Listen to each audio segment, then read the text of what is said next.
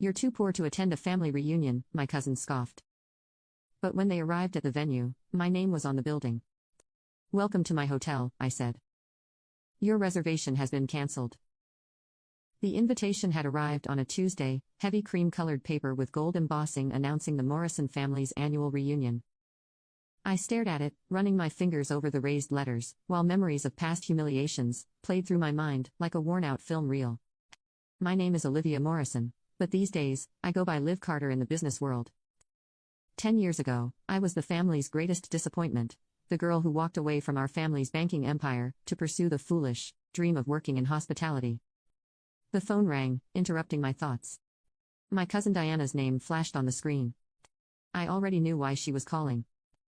"Olivia," her voice dripped with artificial sweetness. "I assume you received the invitation?" I did. "Well, darling, I'm calling to let you know that perhaps it's best if you skip this year's reunion. The Starlight Grand is quite exclusive. The required attire alone." I glanced out my office window at the Manhattan skyline, suppressing a smile. The Starlight Grand, my flagship hotel. Though the Morrison family didn't know that. They had no idea that LC Hotels, the fastest-growing luxury hotel chain in the country, belonged to their poor relation. "Are you saying I can't afford it, Diana?" "Oh, don't be dramatic, it's just that, well, we have some very important guests coming. The governor, several CEOs, we can't have anyone feeling uncomfortable." By anyone, she meant herself. Heaven forbid her successful friends discover her cousin worked in customer service. What would they think? I see, I kept my voice neutral. "And who chose the venue?" "I did, of course," pride filled her voice. "Daddy says I have excellent taste. The Starlight Grand is the most prestigious hotel in Manhattan. I had to pull some serious strings to book it for our reunion." I bit back a laugh. Diana hadn't pulled any strings. Her request had come through our regular booking channels, and I'd personally approved it last week. In fact, I'd given them a special rate, about 30% higher than our standard fee. "That must have been difficult," I said mildly. "Well, not everyone has my connections. The owner, Elsie Carter, is notoriously private, but her staff was quite accommodating once they heard the Morrison name." Of course they were, I'd instructed them to be. "How interesting," I replied.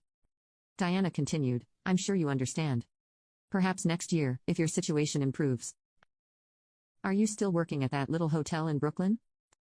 The little hotel she referred to was actually my test property, where I developed and refined the service innovations that had made LC Hotels famous in the hospitality industry.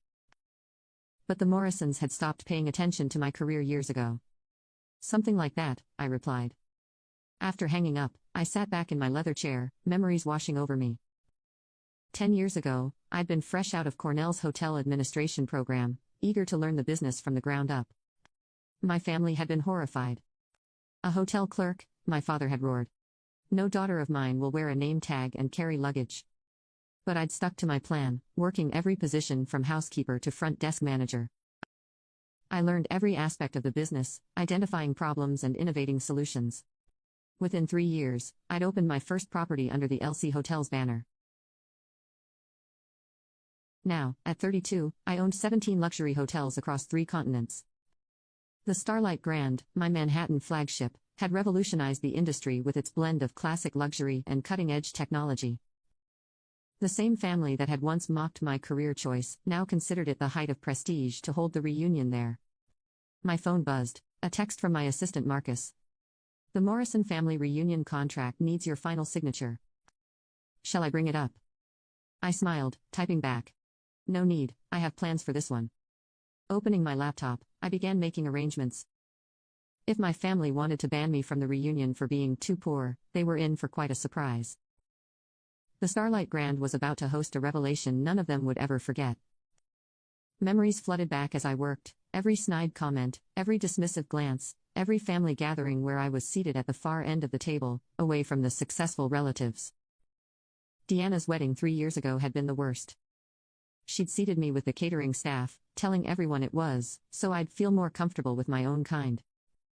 The fact that I had already owned 12 hotels by then didn't matter. They'd never bothered to look beyond their own assumptions. My sister Malene had been the only one to stay in touch, though even she didn't know the full extent of my success. She called just as I was finalizing the arrangements. Liv, Diana called me. She said she had to uninvite you from the reunion. I'm so sorry. Don't be, I replied, signing the last document with a flourish. Actually, I have a favor to ask. Could you make sure everyone arrives exactly at 7 p.m.? It's important. Why, what are you planning? Let's just say Diana isn't the only one with connections at the Starlight Grand. The next 2 weeks passed in a blur of preparation. I personally supervised every detail, from the menu to the floral arrangements. The Morrison family wanted luxury. I would give them a show they'd never forget. The night before the reunion, I stood in the hotel's grand lobby, watching the staff polish every surface to a mirror shine. The crystal chandeliers sparkled overhead, and the marble floors gleamed like sheets of ice. Everything was perfect. Marcus appeared at my side, tablet in hand.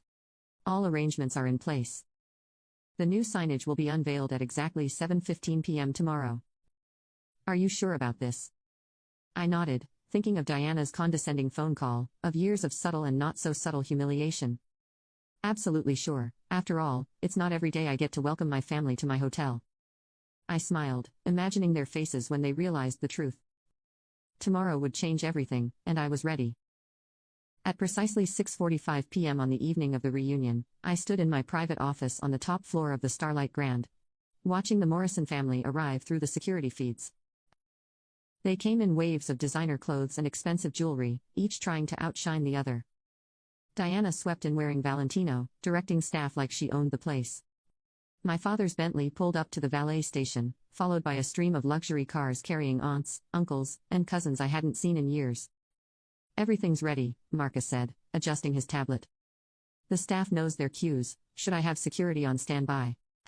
I shook my head. No need. The Morrisons care too much about appearances to make a scene in public. I smoothed down my custom-made suit, Armenia.